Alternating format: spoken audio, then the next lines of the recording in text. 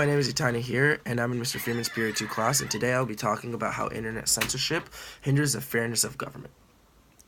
Let's straight dive into the most obvious example, which is North Korea.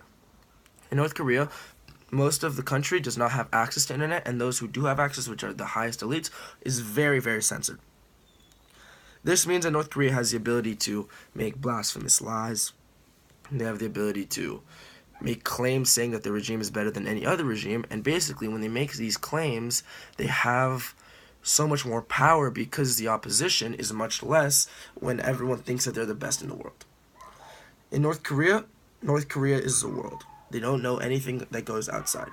You can say that they won the World Cup and they'd believe it simply because they have nothing to negate that fact. Second, you can look at China, who has a firewall known as the Great Firewall of China, and basically what this firewall does is it monitors every single piece of information that goes in and out of China. This censorship, and basically what they can do with this monitoring, they can, block certain messages and stuff like that, which is a form of censorship. This is essentially designed to go against hackers, and I guess it kind of works because if you monitor all this information, you can find hackers much quicker, so I guess this is an advantage of internet censorship.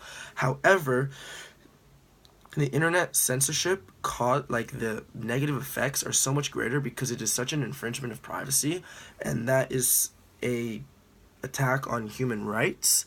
And even more than that, if you have the government censoring such information, then what they can do is they can block messages that go against their political agenda, and they can do anything that would basically cause more opposition against their regime, even if the regime is not profitable for the entire population or not profitable for most of the population. Lastly, let's look into the most controversial example, I guess, and not the most obvious.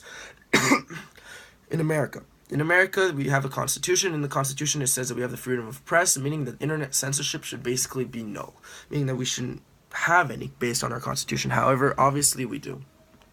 It is very little, and most of it is designed to limit our viewership of things that we honestly shouldn't see. But in some cases, such as with Milo Yiannopoulos, who on Twitter got his account terminated, it proves as a major shift it proves as a possible method to shift the thought of the people in a government. Basically, Milo Yiannopoulos is a conservative writer, and he used Twitter as his main source of communication with the world. With Twitter terminating his account, what they did is they, not necessarily with just Milo Yiannopoulos, but if they continuously did this with accounts that went against their political agenda, then they can make an imbalance in the amount of information that is portrayed in the, I guess you can say, economy of information.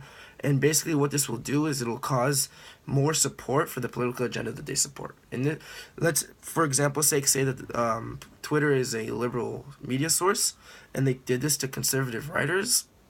Then what can happen is this lack of conservative writers in the Twitter force, because of their termination of their accounts, may cause a lot more liberal information to be spread amongst Twitter, and because of this, the liberal ideal will be favored, possibly only because of the fact that the conservative writers are being silenced. This is the main reason behind it, but there are many other instances of internet censorship that I won't dive into this video. But I hope that this video helped prove that internet censorship can hinder the force of democracy and the force of fair government. And this is Etai checking out.